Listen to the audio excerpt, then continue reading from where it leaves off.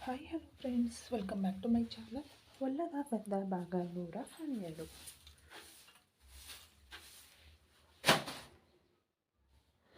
Car ರಸ್ತೆಯ ಬದಿಯ ನೆರಳಿನ ಜಾಗವೊಂದರಲ್ಲಿ ನಿಧಾನವಾಗಿ ಬಂದು ನಿಂತಿತ್ತು. ವಿಕ್ರಮ್ ಕಾರಿನ ಎಂಜಿನ್ ಆಫ್ ಮಾಡಲಿಲ್ಲ. ಆ ಶಾಂತತೆಯಲ್ಲಿ ಎಸಿಯ ಶಬ್ದ ಮಾತ್ರ ಕೇಳಿಸುತ್ತಿತ್ತು. ಕಾವ್ಯ ಯಾವುದೋ ಒಂದು ನಿರ್ಧಾರಕ್ಕೆ ಸಿದ್ಧವಾಗುವಂತೆ ತನ್ನ ಕೈಗಳನ್ನು ಹೊಸೆಯುತ್ತಾ ಕಿಟಕಿಯ ಮೂಲಕ ಹೊರಗೆ ನೋಡುತ್ತಿದ್ದಳು. ವಿಕ್ರಮ್ ದೀರ್ಘವಾದ ನಿಟ್ಟುಸಿರು ಬಿಟ್ಟು ಸ್ಟೇರಿಂಗ್ ಮೇಲಿದ್ದ ಕೈಗಳನ್ನು ತೆಗೆದು ತನ್ನ ಮಡಿಲಲ್ಲಿ ಜೋಡಿಸಿಕೊಂಡನು. ಅವನ ಮುಖ ಈಗ ತಿಳಿಯಾದ ಹಳ್ಳದ ನೀರಿನಂತೆ ಸ್ಪಷ್ಟವಾಗಿತ್ತು. ಕಾವ್ಯ, ನಾನು ನಿನ್ನ ಹತ್ತಿರ ಕೆಲವು ವಿಷಯಗಳನ್ನು ಮುಚ್ಚುಮರೆ ಇಲ್ಲದೆ ಹೇಳಬೇಕೆಂದುಕೊಂಡಿದ್ದೇನೆ. ಯಾಕೆಂದರೆ ಸುಳ್ಳಿನ ಅಡಿಪಾಯದ ಮೇಲೆ ಯಾವುದೇ ಸಂಬಂಧವೂ ಉಳಿಯುವುದಿಲ್ಲ ಎಂದು ಅವನು ನಿಧಾನವಾಗಿ ಆರಂಭಿಸಿದನು. ಕಾವ್ಯ ಮೆಲ್ಲನೆ ತಿರುಗಿ ಅವನನ್ನು ನೋಡಿದಳು. ಅವನ ಕಣ್ಣುಗಳು ಎಂದಿನಂತೆ ಅಧಿಕಾರವನ್ನು ತೋರಿಸದೆ ಒಂದು ರೀತಿಯ ಪ್ರಾಮಾಣಿಕತೆಯನ್ನು ತುಂಬಿಕೊಂಡಿದ್ದವು. ನಿನಗೆ ಗೊತ್ತು, ನಾನು ಮಾಯಾಳನ್ನು ಪ್ರಾಣಕ್ಕಿಂತ ಹೆಚ್ಚಾಗಿ ಪ್ರೀತಿಸಿದೆ. ಅವಳೇ ನನ್ನ ಪ್ರಪಂಚ ಎಂದುಕೊಂಡಿದ್ದೆ. ನಿನಗೆ ತಾಳಿ ಕಟ್ಟಿದ ದಿನವೂ ನನ್ನ ಮನಸ್ಸಿನಲ್ಲಿ ಅವಳೇ ಇದ್ದಳು. ನಿನ್ನನ್ನು ಮದುವೆಯಾಗಿದ್ದು ಒಂದು ಕಠಿಣ ಪರಿಸ್ಥಿತಿಗಾಗಿ ಮಾತ್ರ. ನಿನ್ನನ್ನು ಉಳಿಸುವುದಕ್ಕಾಗಿಯೇ ಆ ನಿರ್ಧಾರ ಕೈಗೊಂಡೆ ಎಂದು ವಿಕ್ರಮನ ಧ್ವನಿಯಲ್ಲಿ ಒಂದು ನಡುಕವಿತ್ತು. ಕಾವ್ಯ ಮೌನವಾಗಿದ್ದಳು. ಅವಳಿಗೆ ಇದು ತಿಳಿದ ವಿಷಯವೇ ಆದರೂ ಅವನ ಬಾಯಿಂದ ಕೇಳುವಾಗ ಅದು ಒಂದು ಸಣ್ಣ ನೋವನ್ನು ನೀಡಿತು. ಆದರೆ ಕಾವ್ಯ, ಹಿಂದಿನ ಪರಿಸ್ಥಿತಿ ಬೇರೆ. ನಾನು ಅವಳನ್ನು ಹುಡುಕಿಕೊಂಡು ಬಂದಾಗಲೇ ಅವಳಿಗೆ ಮದುವೆಯಾಗಿತ್ತು. ಮಾಯಾ ಈಗ ಸಾಗರನ ಹೆಂಡತಿ. ಅವನಿಂದ ಅವಳನ್ನು ರಕ್ಷಿಸಬೇಕೆಂದು ಬಂದ ಜಾಗದಲ್ಲಿ ನಿನ್ನನ್ನು ರಕ್ಷಿಸಿದೆ. ನನ್ನ ಪ್ರೀತಿ ಸೋತಿರಬಹುದು, ಆದರೆ ಆ ಸೋಲಿಗಾಗಿ ನಿನ್ನ ಜೀವನವನ್ನು ಬಲಿ ಕೊಡಲು ನಾನು ಬಯಸುವುದಿಲ್ಲ. ನೀನು ನನಗಾಗಿ ಬರೆದ ಆ ಪತ್ರವನ್ನು ನಾನು ಓದಿದೆ. ನಾನು ಮಾಯಾ ಪ್ರೀತಿಸುತ್ತಿರುವುದರಿಂದ ನನಗೆ ಅಡ್ಡಿಯಾಗಬಾರದು ಎಂದು ನೀನು ದೂರ ಹೋಗಲು ಬಯಸಿದ ಆ ವಿಶಾಲ ಮನಸ್ಸು, ಅದುವೇ ನಿನ್ನನ್ನು ಹುಡುಕಿಕೊಂಡು ಬರುವಂತೆ ಮಾಡಿತು ಅನ್ನುತ್ತಾ ವಿಕ್ರಮ್ ಅವಳ ಕೈಗಳನ್ನು ನಿಧಾನವಾಗಿ ಹಿಡಿದುಕೊಂಡನು. ಅವಳ ಬೆರಳುಗಳು ತಣ್ಣಗಾಗಿದ್ದವು. ಅವಳು ಕೂಡ ಅವನ ಹಿಡಿತದಿಂದ ತನ್ನ ಕೈಯನ್ನು ಹಿಂತೆಗೆದುಕೊಳ್ಳಲಿಲ್ಲ. ನಿನಗೆ ನಾನು ಸರಿ ಹೊಂದುವುದಿಲ್ಲ ಎಂದು ನೀನೇ ಯಾಕೆ ನಿರ್ಧರಿಸುತ್ತೀಯಾ? ನಾನು ದೊಡ್ಡ ಮನೆತನದವನು, ನನಗೆ ಸಂಪತ್ತಿದೆ, ಇವೆಲ್ಲ ಹೊರಗೆ ಕಾಣುವ ವಿಷಯಗಳು. ಆದರೆ ನಿಜವಾಗಿ ನನಗೆ ಏನು ಬೇಕು ಗೊತ್ತಾ? ಒಬ್ಬ ಪ್ರಾಮಾಣಿಕ ಸಂಗಾತಿ. ನೀನು ನನ್ನಿಂದ ಪ್ರೀತಿಯನ್ನಾಗಲಿ ಹಣವನ್ನಾಗಲಿ ನಿರೀಕ್ಷಿಸದೆ ನನ್ನ ನೆಮ್ಮದಿಗಾಗಿ ನೀನೇ ದೂರ ಹೋಗಬೇಕೆಂದು ಯೋಚಿಸಿದೆಯಲ್ಲ, ಅಲ್ಲೇ ನೀನು ನನ್ನನ್ನು ಗೆದ್ದು ಬಿಟ್ಟೆ ಅಂದ. ಅವನು ಅವಳ ಕಣ್ಣುಗಳನ್ನು ಆಳವಾಗಿ ನೋಡುತ್ತಾ ಮುಂದುವರೆಸಿದನು. ಈಗ ನಾನು ನಿನ್ನ ಮುಂದೆ ಬರೀ ವಿಕ್ರಮನಾಗಿ ನಿಂತಿದ್ದೇನೆ. ನನಗೆ ಮಾಯಾ ಮೇಲಿದ್ದ ಪ್ರೀತಿ ಈಗ ಒಂದು ಸುಂದರವಾದ ನೆನಪಾಗಿ ಮಾತ್ರ ಇರುತ್ತದೆ. ಆದರೆ ನನ್ನ ಹೆಂಡತಿಯಾಗಿ ನಿನಗೆ ನೀಡಬೇಕಾದ ಎಲ್ಲ ಹಕ್ಕುಗಳನ್ನು ಮತ್ತು ಗೌರವವನ್ನು ನೀಡಲು ನಾನು ಸಿದ್ಧನಾಗಿದ್ದೇನೆ. ನಿನ್ನನ್ನು ನಾನು ಹಿಂದೆ ಪ್ರೀತಿಸುತ್ತೇನೆ ಎಂದು ಸುಳ್ಳು ಹೇಳುವುದಿಲ್ಲ, ಆದರೆ ನಿನ್ನನ್ನು ಎಂದಿಗೂ ನೋಯಿಸುವುದಿಲ್ಲ ಅಂದಾಗ ಕಾವ್ಯಳ ಕಣ್ಣುಗಳಲ್ಲಿ ನೀರು ತುಂಬಿಕೊಂಡಿತ್ತು. ಕಾವ್ಯ, ನೀನೀಗ ಒಂದು ನಿರ್ಧಾರ ತೆಗೆದುಕೊಳ್ಳಬೇಕು. ನಿನಗೆ ಇಷ್ಟವಿದ್ದರೆ ಮಾತ್ರ ನಾವು ನಮ್ಮ ಜೀವನವನ್ನು ಪ್ರಾರಂಭಿಸಬಹುದು. ಇಲ್ಲ, ನಿನಗೆ ಈ ಜೀವನ ಬೇಡ ಅನ್ನಿಸಿದರೆ ನಿನ್ನ ಓದಿಗೂ ಮತ್ತು ಭವಿಷ್ಯಕ್ಕೂ ಬೇಕಾದ ಎಲ್ಲ ಸಹಾಯವನ್ನು ನಾನು ಮಾಡುತ್ತೇನೆ. ಆದರೆ ದಯವಿಟ್ಟು ನನ್ನನ್ನು ನೋಡಿ ಹೆದರಿ ಓಡಬೇಡ. ನಾನು ನಿನ್ನ ಶತ್ರುವಲ್ಲ, ನಿನ್ನ ಗಂಡ ಎಂದು ಅವನು ಹೇಳಿ ಮುಗಿಸಿದಾಗ ಆ 5 ನಿಮಿಷ ಆ ಕಾರಿನೊಳಗೆ ಒಂದು ಯುಗದಂತೆ ಹೆಪ್ಪುಗಟ್ಟಿ ನಿಂತಿತು. ಕಾವ್ಯಳ ಸಂದಿಗ್ಧತೆ ಮತ್ತು ಬೀಳ್ಕೊಡುಗೆ. ಕಾವ್ಯಳ ಮನಸ್ಸಿನಲ್ಲಿ ಒಂದು ದೊಡ್ಡ ಯುದ್ಧವೇ ನಡೆಯುತ್ತಿತ್ತು. ಅವನ ಪ್ರಾಮಾಣಿಕತೆ ಅವಳನ್ನು ಆಕರ್ಷಿಸಿದರೂ ಆ ದೊಡ್ಡ ಶ್ರೀಮಂತ ಜೀವನ ಮತ್ತು ಅವನ ಕುಟುಂಬದ ಮೇಲಿನ ಭಯ ಇನ್ನೂ ಅವಳನ್ನು ಬಿಟ್ಟು ಹೋಗಿರಲಿಲ್ಲ. ಮೆಲ್ಲನೆ ತಲೆ ಎತ್ತಿದವಳು, ನನ್ನನ್ನು ಕಾಲೇಜು ಬಸ್ನಲ್ಲಿ ಹತ್ತಿಸಿಬಿಡಿ ಸರ್. ನಮ್ಮ ಅಮ್ಮ ನನ್ನನ್ನು ಕರೆದುಕೊಂಡು ಹೋಗಲು ಬಸ್ ನಿಲ್ದಾಣಕ್ಕೆ ಬರುತ್ತಾರೆ.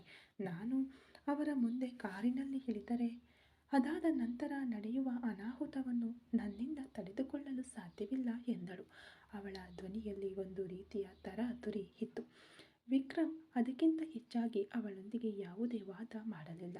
ಸರಿ ಎಂಬಂತೆ ತಲೆಯಾಡಿಸಿದವನು ಕಾರನ್ನು ಸ್ಟಾರ್ಟ್ ಮಾಡಿದನು. ಅತಿ ವೇಗದಲ್ಲಿ ಕಾರು ನುಗ್ಗಿತು. ಸೈದಾಪೇಟೆಗೆ ಮೊದಲಿನ ಬಸ್ ನಿಲ್ದಾಣಕ್ಕೆ ಕಾಲೇಜು ಬಸ್ ಬರುವ ಮೊದಲೇ ವಿಕ್ರಮ್ ತಲುಪಿದನು. ಅಲ್ಲಿ ಕಾರು ನಿಂತ ಕೆಲವೇ ನಿಮಿಷಗಳಲ್ಲಿ ಹಳದಿ ಬಣ್ಣದ ಕಾಲೇಜು ಬಸ್ ಬಂದು ನಿಂತಿತು. ಕೆಲವು ವಿದ್ಯಾರ್ಥಿಗಳು ಕೆಳಗಿಳಿಯುತ್ತಿದ್ದರು. ಕಾವ್ಯ ಇಳಿಯುವ ಮುನ್ನ ವಿಕ್ರಮನ ಕಣ್ಣುಗಳು ಒಂದು ಬಾರಿ ಆಳವಾಗಿ ನೋಡುತ್ತಾ, ಈಗಲೇ ತಕ್ಷಣ ನನ್ನಿಂದ ಯಾವುದೇ ಉತ್ತರ ಹೇಳಲು ಸಾಧ್ಯವಿಲ್ಲ ಸರ್, ನನಗೆ ಸ್ವಲ್ಪ ಸಮಯ ಬೇಕು. ಅಲ್ಲಿಯವರೆಗೆ ದಯವಿಟ್ಟು ನನ್ನನ್ನು ಡಿಸ್ಟರ್ಬ್ ಮಾಡಬೇಡಿ ಎಂದು ಮಾತ್ರ ಹೇಳಿ ಬಾಗಿಲು ತೆರೆದು ಮೆಲ್ಲನೆ ನೆಲದ ಮೇಲೆ ಕಾಲಿಟ್ಟಳು. ಕಾವ್ಯ, 1 ನಿಮಿಷ ಎಂದ ವಿಕ್ರಮನ ಧ್ವನಿ ಅವಳನ್ನು ತಡೆಯಿತು. ಅವಳು ತಿರುಗಿ ನೋಡಲು ವಿಕ್ರಮ್ ಡ್ಯಾಶ್ಬೋರ್ಡ್ನಲ್ಲಿದ್ದ ತನ್ನ ವಿಸಿಟಿಂಗ್ ಕಾರ್ಡ್ ತೆಗೆದು ಅವಳಿಗೆ ಚಾಚಿದನು. ನಿನಗೆ ಯಾವಾಗ ನನ್ನ ಹತ್ತಿರ ಮಾತನಾಡಬೇಕು ಅನ್ನಿಸುತ್ತದೆಯೋ ಆಗ ಈ ನಂಬರ್ಗೆ ಕಾಲ್ ಮಾಡು ಎಂದನು. ಅವನ ಕಣ್ಣುಗಳು ಅವಳಿಗೆ ಒಂದು ಸುರಕ್ಷಿತ ಭಾವನೆಯನ್ನು ನೀಡಿದವು. ಕಾವ್ಯ ಸ್ವಲ್ಪ ಹಿಂಜರಿದಳು. ಸುತ್ತಲೂ ವಿದ್ಯಾರ್ಥಿಗಳು ನೋಡುತ್ತಿರಬಹುದು ಎಂಬ ಭಯವಿದ್ದರೂ ಮೆಲ್ಲನೆ ತನ್ನ ಕೈ ಚಾಚಿ ಆ ಕಾರ್ಡ್ ಪಡೆದುಕೊಂಡಳು. ಅದನ್ನು ತನ್ನ ಬ್ಯಾಗ್ನಲ್ಲಿ ಜೋಪಾನವಾಗಿ ಇಟ್ಟುಕೊಂಡು ಕಾಲನ್ನು ಸ್ವಲ್ಪ ಕೊಂಡುತ್ತಾ ನಡೆದು ಹೋಗಿ ಬಸ್ಸಿನ ಮೆಟ್ಟಿಲು ಹತ್ತಿದಳು. ಅವಳು ಸೀಟಿನಲ್ಲಿ ಕುಳಿತೊಡನೆ ವಿಕ್ರಮ್ನೊಂದಿಗೆ ಈಗಾಗಲೇ ಹೊಂದಾಣಿಕೆಯಾಗಿದ್ದ ಬಸ್ ಡ್ರೈವರ್, ನಾವು ಹೊರಡುತ್ತೇವೆ ಸರ್ ಎನ್ನುವಂತೆ ಒಂದು ಸಣ್ಣ ಹಾರನ್ ಬಾರಿಸಿದರು. ವಿಕ್ರಮ್ ಕಾರಿನ ಕಿಟಕಿಯಿಂದ ಹೊರಗೆ ಕೈ ಎತ್ತಿ ಬೀಸಿ ಬೀಳ್ಕೊಟ್ಟನು. ವಿಕ್ರಮನ ಕಾರು ಆ ಸ್ಥಳದಿಂದ ಮಿಂಚಿನ ವೇಗದಲ್ಲಿ ಕಣ್ಮರೆಯಾಯಿತು. ಬಸ್ ಕೂಡ ನಿಧಾನವಾಗಿ ಚಲಿಸಲು ಪ್ರಾರಂಭಿಸಿತು. ಕಾವ್ಯ ಕಿಟಕಿಯ ಮೂಲಕ ಅವನು ಹೋದ ದಿಕ್ಕನ್ನೇ ನೋಡುತ್ತಿದ್ದಳು. ಬ್ಯಾಗ್ನಲ್ಲಿದ್ದ ಆ ವಿಸಿಟಿಂಗ್ ಕಾರ್ಡ್ ಅವಳ ಭವಿಷ್ಯದ ಕೀಲಿಯೋ ಅಥವಾ ಒಂದು ಹೊಸ ಹೋರಾಟದ ಆರಂಭವೋ ಎಂದು ಅವಳ ಹೃದಯ ಯೋಚಿಸಲು ಶುರು ಮಾಡಿತು. ಆದರೆ ವಿಕ್ರಮ್ ಮನೆಗೆ ಹೋಗಲಿಲ್ಲ. ಕಾರನ್ನು ನೇರವಾಗಿ ಮರೀನಾ ಬೀಚ್ನತ್ತ ಚಲಾಯಿಸಿದನು. ಸಾಯಂಕಾಲದ ಸೂರ್ಯ ಮೆಲ್ಲನೆ ಮುಳುಗುತ್ತಿದ್ದ ಸಂಜೆಯ ಸಮಯ. ಕಡಲ ತೀರದ ಸದ್ದು ಗದ್ದಲ ಯಾವುದನ್ನು ಕಿವಿಗೆ ಹಾಕಿಕೊಳ್ಳುವ ಸ್ಥಿತಿಯಲ್ಲಿ ಅವನಿರಲಿಲ್ಲ. ಕಾರನ್ನು ಬದಿಯಲ್ಲಿ ನಿಲ್ಲಿಸಿ ಮರಳಿನ ಮೇಲೆ ಮೆಲ್ಲನೆ ನಡೆದು ಹೋಗಿ ಅಲೆಗಳು ಬಂದು ಅಪ್ಪಳಿಸುವ ಜಾಗದಿಂದ ಸ್ವಲ್ಪ ದೂರದಲ್ಲಿ ಕುಳಿತುಕೊಂಡನು. ಬೋರ್ಗರೆಯುವ ಸಮುದ್ರವನ್ನೇ ದಿಟ್ಟಿಸಿ ನೋಡುತ್ತಾ ಕುಳಿತಿದ್ದನು. ಅವನ ಕಣ್ಣುಗಳು ನೀಲಿ ಬಣ್ಣದ ಸಾಗರವನ್ನು ನೋಡುತ್ತಿದ್ದರೂ ಅವನ ಮನಪಟಲದ ತುಂಬ ಮಾಯಾಳ ನೆನಪುಗಳೇ ಸುಳಿದಾಡುತ್ತಿದ್ದವು. ಅವಳನ್ನು ಮೊದಲ ಬಾರಿ ನೋಡಿದ ಆ ಕ್ಷಣ ಅವಳಿಗಾಗಿ ಅವನು ಅಲೆದಾಡಿದ್ದು, ಕೊನೆಗೆ ಅವಳನ್ನು ಬೇರೊಬ್ಬನಿಗೆ ಬಿಟ್ಟುಕೊಡಬೇಕಾಗಿ ಬಂದ ಆ ಹಣೆಬರಹ ಪ್ರತಿಯೊಂದು ಚೂಪಾದ ಮುಳ್ಳಿನಂತೆ ಅವನ ಹೃದಯವನ್ನು ಚುಚ್ಚುತ್ತಿತ್ತು. ಮಾಯಾ ಅಂತ ಅವನ ಹೃದಯ ಆ ಹೆಸರನ್ನು ಮೌನವಾಗಿ ಜಪಿಸಿತು. ಅವಳ ನೆನಪುಗಳ ಗಾಯ ಇನ್ನೂ ಒಣಗದೆ ಹಾಗೆಯೇ ಇತ್ತು. ಪ್ರೇಮದ ಸೋಲು ಒಬ್ಬ ಮನುಷ್ಯನನ್ನು ಎಷ್ಟು ದುರ್ಬಲಗೊಳಿಸುತ್ತದೆ ಎಂಬುದನ್ನು ಅವನು ಅವಳಿಂದ ದೂರಾದ ಆ ಕ್ಷಣದಿಂದ ಇಂದಿನವರೆಗೆ ಅನುಭವಿಸುತ್ತಲೇ ಇದ್ದನು. ಅದೇ ಸಮಯದಲ್ಲಿ ಸ್ವಲ್ಪ ಮುಂಚೆ ಕಾರಿನಲ್ಲಿ ತನ್ನ ಪಕ್ಕದಲ್ಲಿ ಕುಳಿತಿದ್ದ ಕಾವ್ಯಾಳ ಮುಖ ಅವನಿಗೆ ನೆನಪಾಯಿತು. ಅವನ ಅಧಿಕಾರವನ್ನು ಕಂಡು ನಡುಗಿದ ಆ ಮುಗ್ಧ ಹುಡುಗಿ, ಅವನು ಮಾಯಾ ಪ್ರೀತಿಸುತ್ತಿರುವುದು ತಿಳಿದು ತನಗೆ ಆ ಜೀವನವೇ ಬೇಡ ಎಂದು ದೂರ ಹೋಗಲು ಬಯಸಿದ ಆ ಪರಿಶುದ್ಧ ಮನಸ್ಸು, ಅದು ವಿಕ್ರಮ್ನನ್ನು ಸುಡತೊಡಗಿತು. ಏನು ಮಾಡ್ತಾ ಇದೀಯಾ ವಿಕ್ರಮ್ ಎಂದು ಅವನ ಅಂತಃಕರಣ ಅವನೊಂದಿಗೆ ಚರ್ಚಿಸಲು ಪ್ರಾರಂಭಿಸಿತು.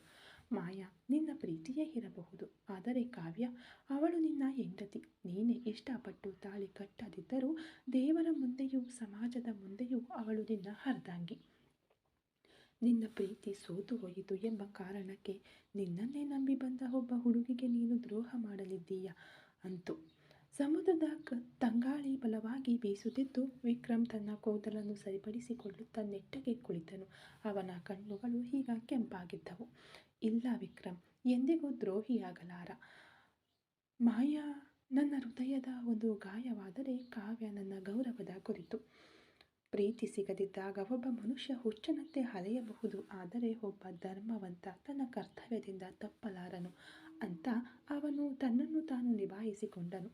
ಇನ್ಮುಂದೆ ಮಾಯಾ ನೆನಪುಗಳು ನನ್ನ ವೈಯಕ್ತಿಕ ನೋವಾಗಿ ಮಾತ್ರ ಇರಲಿ, ಆದರೆ ಕಾವ್ಯಾಳ ಜೀವನವನ್ನು ನಾನು ಒಬ್ಬ ನಂಬಿಕಸ್ಥ ಗಂಡನಾಗಿರುತ್ತೇನೆ. ಅವಳಲ್ಲಿರುವ ಆ ಭಯವನ್ನು ಹೋಗಲಾಡಿಸಬೇಕು. ಅವಳಿಗೆ ಒಂದು ಗೌರವಯುತವಾದ ಜೀವನವನ್ನು ನೀಡಬೇಕು. ತಾಳಿ ಕಟ್ಟಿದ ಹೆಣ್ಣನ್ನು ಕಣ್ಣೀರಿನಲ್ಲಿ ತೇಲಿಸುವುದು ಒಬ್ಬ ಗಂಡಸಿಗೆ ಶೋಭೆಯಲ್ಲ ಅಂದುಕೊಂಡನು. ಅಲೆಗಳು ದಡವನ್ನು ಮುಟ್ಟಿ ಹಿಂದಿರುಗುವಂತೆ ಅವನ ಗೊಂದಲಗಳು ಒಂದು ತಾರ್ಕಿಕ ಅಂತ್ಯಕ್ಕೆ ಬಂದವು. ಮಾಯಾಳ ನೆನಪಿನ ಗಾಯ ಮಾಯವಾಗುವುದಿಲ್ಲ, ಆದರೆ ಅದು ಕಾವ್ಯಾಳ ಜೀವನವನ್ನು ಹಾಳು ಮಾಡಲು ತಾನು ಬಿಡುವುದಿಲ್ಲ ಎಂಬ ದೃಢ ನಿರ್ಧಾರ ಅವನ ಮುಖದಲ್ಲಿ ಒಂದು ಹೊಸ ಗಾಂಭೀರ್ಯವನ್ನು ತಂದಿತು. ವಿಕ್ರಮ್ ಎದ್ದು ನಿಂತನು. ಅಲೆಗಳ ಆರ್ಭಟಕ್ಕಿಂತ ಅವನ ಮನೋಬಲ ಈಗ ಗಟ್ಟಿಯಾಗಿತ್ತು. ಅವನು ಇನ್ನು ಮುಂದೆ ಬರೀ ಸೋತ ಪ್ರೇಮಿಯಾಗಿ ಉಳಿಯದೆ ಒಬ್ಬ ಜವಾಬ್ದಾರಿಯುತ ಗಂಡನಾಗಿ ತನ್ನ ಜೀವನದ ಪಯಣವನ್ನು ಆರಂಭಿಸಲು ಸಿದ್ಧನಾಗಿದ್ದಾನೆ ಎಂಬುದು ಅವನ ದೃಢತೆಯಲ್ಲಿ ಎದ್ದು ಕಾಣುತ್ತಿತ್ತು. ಪುಣೆಯ ಆಸ್ಪತ್ರೆಯ ಕಹಿ ನೆನಪುಗಳನ್ನು ಅಲ್ಲೇ ಬಿಟ್ಟು ಮಾಯಾಳನ್ನು ವಿಮಾನದ ಮೂಲಕ ಚೆನ್ನೈಗೆ ಕರೆದುಕೊಂಡು ಬಂದನು ವಿಷ್ಣು. ವಿಮಾನ ನಿಲ್ದಾಣಕ್ಕೆ ಬಂದಿಳಿಯುತ್ತಿದ್ದಂತೆ ಅವನ PA ತಂದಿದ್ದ ಆಫೀಸ್ ಕಾರು ಸಿದ್ಧವಾಗಿತ್ತು. ಕಾರು ಆದಿಶೇಷನ್ ಮಹಲಿನ ಭವ್ಯವಾದ ಕಬ್ಬಿಣದ ಗೇಟ್ಗಳನ್ನು ದಾಟಿ ಒಳಗೆ ಪ್ರವೇಶಿಸಿತು. ಮಾಯಾ ಇನ್ನೂ ಸಂಪೂರ್ಣವಾಗಿ ಗುಣಮುಖಳಾಗದಿದ್ದರೂ ತನ್ನ ಅಣ್ಣನ ಆಸರೆಯಲ್ಲಿ ಒಂದು ರೀತಿಯ ಸುರಕ್ಷತೆಯನ್ನು ಅನುಭವಿಸಿದಳು. ಕಾರು ಪೋರ್ಟಿಕೋದಲ್ಲಿ ಬಂದು ನಿಂತ ತಕ್ಷಣ ವಿಷ್ಣು ಕೆಳಗಿಳಿದು ಬಂದು ಮಾಯಾಳನ್ನು ಅತ್ಯಂತ ಜಾಗರೂಕತೆಯಿಂದ ಕೈ ಹಿಡಿದು ಕರೆದುಕೊಂಡು ಬಂದನು. ಅವಳ ಕಾಲುಗಳು ನಿಧಾನವಾಗಿ ಆ ಮನೆಯ ಮೆಟ್ಟಿಲುಗಳನ್ನು ಹತ್ತಲು ತೊಡಗಿದಾಗ ಅವಳ ಹೃದಯ ಏಕೋ ಒಂದು ರೀತಿಯ ತಳಮಳದಿಂದ ಅತಿ ವೇಗವಾಗಿ ಬಡಿದುಕೊಳ್ಳಲು ಆರಂಭಿಸಿತು. ಅವರು ಹೊಸ್ತಿಲನ್ನು ಸಮೀಪಿಸಿದ ಆ ಕ್ಷಣ ವಿಷ್ಣು ಮತ್ತು ಮಾಯಾ ಇಬ್ಬರೂ ಹಾಗೆಯೇ ದಿಗ್ಭ್ರಮೆಗೊಂಡು ನಿಂತುಬಿಟ್ಟರು. ಅಲ್ಲಿ ಆ ಮಹಲಿನ ಮುಖ್ಯ ದ್ವಾರದಲ್ಲಿ ಕೈಯಲ್ಲಿ ಹಿತ್ತಾಳೆಯ ಆರತಿ ತಟ್ಟೆಯನ್ನು ಹಿಡಿದು ಗಂಭೀರವಾಗಿ ನಿಂತಿದ್ದನು ಸಾಗರ್ ಅಗರ್ವಾಲ್. ಅವನ ಮುಖದಲ್ಲಿ ಕ್ರೂರವಾದ ನಗು ಸುಳಿದಾಡುತ್ತಿತ್ತು. ಕಣ್ಣುಗಳು ಗೆಲುವಿನ ಗರ್ವದಿಂದ ಹೊಳೆಯುತ್ತಿದ್ದವು. ಅವನು ಧರಿಸಿದ್ದ ಬೆಲೆ ಬಾಳುವ ರೇಷ್ಮೆ ಪಂಚೆ ಶರ್ಟು ಅವನು ಆ ಮನೆಯ ಅಳಿಯ ಎಂಬ ಅರ್ಹತೆಯನ್ನು ಸಾರುವಂತಿತ್ತು. ಮಾಯಾಗೆ ತಲೆ ಸುತ್ತಿದಂತಾಯಿತು. ಮತ್ತೆ ಇವನು ಹೇಗೆ ಇಲ್ಲಿ ಬಂದನು ಎಂಬ ಆಘಾತದಲ್ಲಿ ಅವಳ ದೇಹ ನಡುಗಲು ಪ್ರಾರಂಭಿಸಿತು.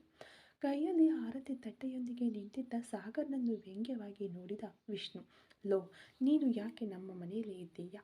ಅದೂ ಅಳಿಯನ ಹಾಗೆ ರೇಷ್ಮೆ ಪಂಚೆ ಶರ್ಟ್ ಹಾಕಿಕೊಂಡು ಕೈಯಲ್ಲಿ ಆರತಿ ತಟ್ಟೆ ಹಿಡಿದುಕೊಂಡು ಬಾಗಿಲಲ್ಲೂ ಬಂದು ನಿಂತಿದ್ದೀಯಾ? ನಿನಗೆ ಎಷ್ಟು ಧೈರ್ಯ ಇರಬೇಕು? ಮರ್ಯಾದೆಯಿಂದ ಹೊರಗೆ ಹೋಗೋ ಎಂದು ಪಟಪಟನೆ ಸಿಡಿದು ಬಿದ್ದನು. ಸಾಗರ್ ಕಿಂಚಿತ್ತೂ ವಿಚಲಿತನಾಗಲಿಲ್ಲ. ಅವನ ಮುಖದಲ್ಲಿ ಒಂದು ವಿಷಪೂರಿತ ನಗು ಮೂಡಿತು. ಏನು ಭಾವ, ಬಂದಿದ್ದೆ ತಡ. ಹೀಗೆ 10,000 ಸರ ಪಟಾಕಿಯ ಹಾಗೆ ಸಿಡಿಯುತ್ತಿದ್ದೀರಲ್ಲ. ನಾನು ನಿಮ್ಮ ಅಳಿಯ, ನಿಮ್ಮ ತಂಗಿಯ ಗಂಡ. ಸತ್ತು ಬದುಕಿ ನನ್ನ ಹೆಂಡತಿ ಮರುಜನ್ಮ ಪಡೆದು ಬರುತ್ತಿದ್ದಾಳೆ.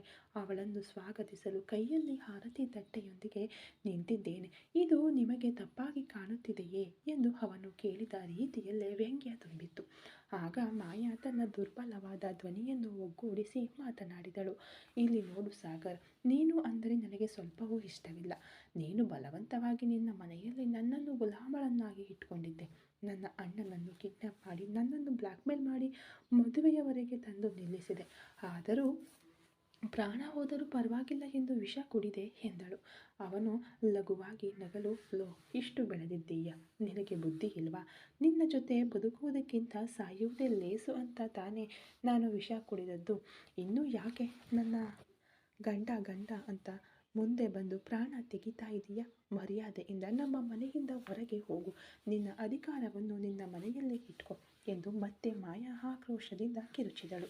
ಸಾಗರ್ ಮೃದುವಾಗಿ ನಕ್ಕನು. ನೋಡು, ನನ್ನ ಹೆಂಡತಿಗೆ ಹಳೆಯ ಎನರ್ಜಿ ಮರಳಿ ಬಂದಂತಿದೆ. ಇದನ್ನೇ ನಿನ್ನಿಂದ ನಿರೀಕ್ಷಿಸಿದ್ದೆ ಮಾಯಾ ಎಂದು ಅವನು ಮತ್ತೆ ಕೆಣಕಿದನು. ಇಲ್ಲಿ ನೋಡು ಸಾಗರ್, ನಿನಗೆ ಇನ್ನೂ ಮರ್ಯಾದೆ ಇಲ್ಲ.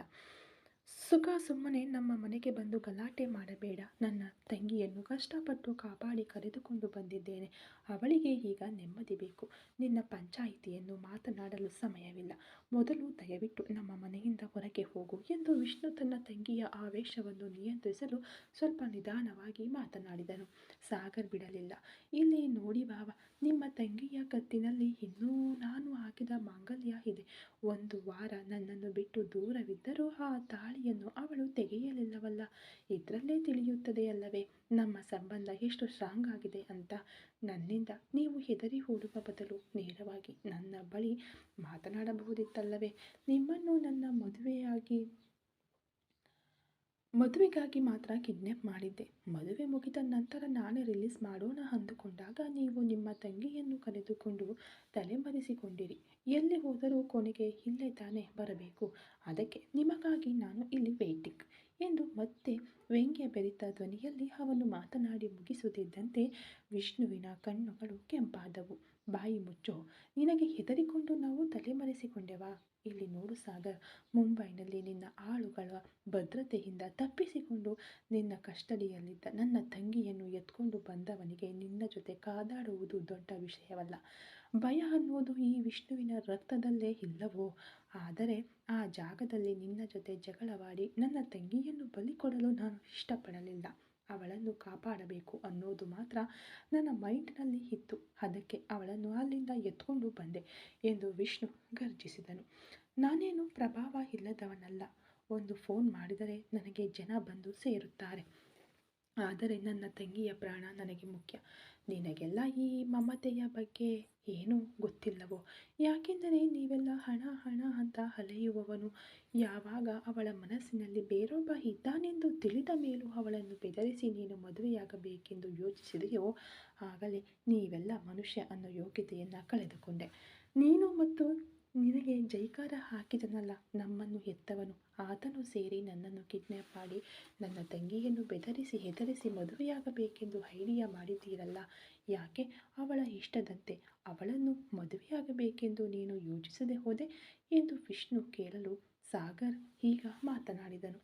ಇಲ್ಲಿ ನೋಡು ವಿಷ್ಣು, ಮಾಯಾ ಮೇಲೆ ನಿನಗೆ ನಿಜವಾಗಿಯೂ ಇಷ್ಟವಿದೆ. ಅವಳು ಅಂದರೆ ನನಗೆ ತುಂಬ ಇಷ್ಟ.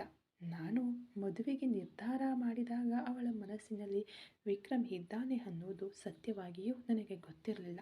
ಒಂದು ವೇಳೆ ಗೊತ್ತಿದ್ದರೆ ಅವಳ ಹತ್ತಿರ ಸುಳಿಯದೆ ನಾನು ದೂರವಿರುತ್ತಿದ್ದೆ. ಆದರೆ ಇವಳೇ ನನ್ನ ವೈಫ್ ಅಂತ ಎಲ್ಲರಿಗೂ ಇಂಟ್ರೊಡ್ಯೂಸ್ ಮಾಡಿಬಿಟ್ಟಿದ್ದೆ. ಹಾಗಿರುವಾಗ ಅವಳು ಬೇರೊಬ್ಬನನ್ನು ಇಷ್ಟಪಡುತ್ತೇನೆ ಎಂದು ಹೇಳುವಾಗ ಅವಳನ್ನು ಬೇರೊಬ್ಬನಿಗೆ ಉದಾರವಾಗಿ ಬಿಟ್ಟುಕೊಡುವಷ್ಟು ನಾನು ಅಷ್ಟು ಒಳ್ಳೆಯವನಲ್ಲ. ಈ ಸಾಗರನಿಗೆ ಸಂಬಂಧಪಟ್ಟ ಮಟ್ಟಿಗೆ ಯಾವುದನ್ನು ಸುಮ್ಮನೆ ಯೋಚಿಸುವುದಿಲ್ಲ. ಯೋಚಿಸಿದರೆ ಮಾಡದೆ ಬಿಡುವುದಿಲ್ಲ. ಅವಳಿಗೆ ನಾನು ಇಷ್ಟವಿರಲಿ ಇಲ್ಲದಿರಲಿ ನಾನು ಅವಳ ಗಂಡ.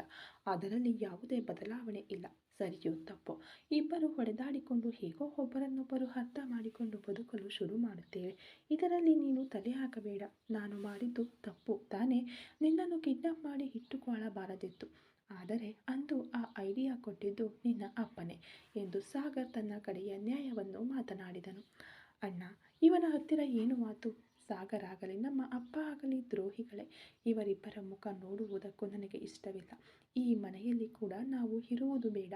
ಹೊರಗೆ ಎಲ್ಲಾದರೂ ಹೊರಟು ಹೋಗೋಣ ಎಂದು ಮಾಯಾ ಈಗ ದ್ವೇಷದಿಂದ ಹೇಳಿದಳು. ಅದು ಹೇಗೆ ಮಾಯಾ? ನನ್ನನ್ನು ಬಿಟ್ಟು ನೀನು ಹೋಗಿಬಿಡ್ತೀಯಾ ಎಂದು ಸಾಗರ್ ಬೆದರಿಕೆಯ ಧ್ವನಿಯಲ್ಲಿ ಕೇಳಲು ವಿಷ್ಣು ತನ್ನ ತಂಗಿಯನ್ನು ಒಳಗೆ ಕರೆದುಕೊಂಡು ಹೋಗಲು ಪ್ರಯತ್ನಿಸಿದನು. ಇಲ್ಲಿ ನೋಡು ಸಾಗರ್, ನಿನ್ನ ಹತ್ತಿರ ಮಾತನಾಡುವುದಕ್ಕೆ ನನಗೆ ಇಷ್ಟವಿಲ್ಲ.